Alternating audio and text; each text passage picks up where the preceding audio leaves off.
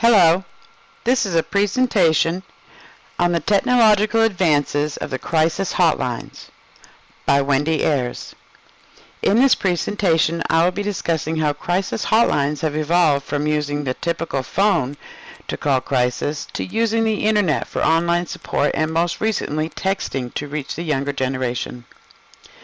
The sources I use for my research include Emotional First Aid for a Suicide Crisis, a comparison between telephonic hotline and internet. This is a peer-reviewed article that discusses the technological advances that we have made to enhance new modes of psychological interventions. Next, Finding Help in a Crisis. This article discusses alternative and complementary crisis services offered by the Mental Health Foundation, including a crisis hotline. Next is Internet-Based Crisis Intervention.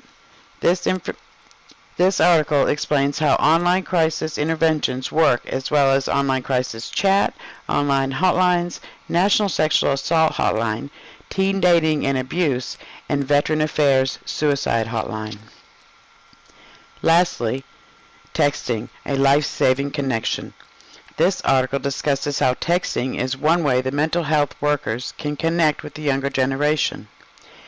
Texting to a crisis text line could be an effective way for someone to connect with someone who cares and remove some common barriers.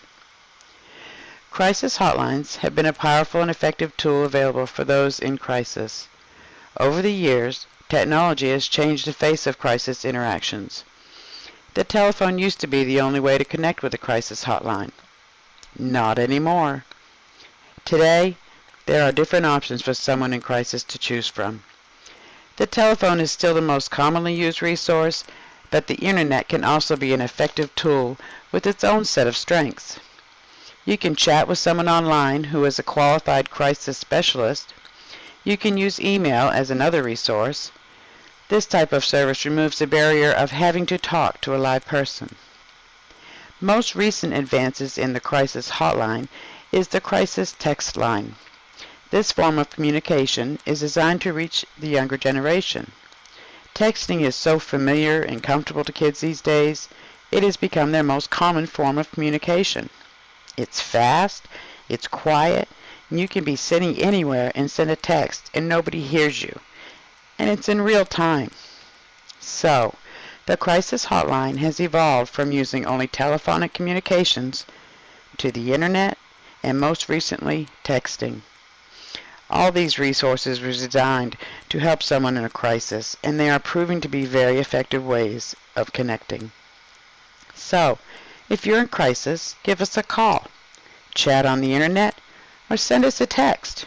There is someone on the other end, ready to help. Created using Powtoon.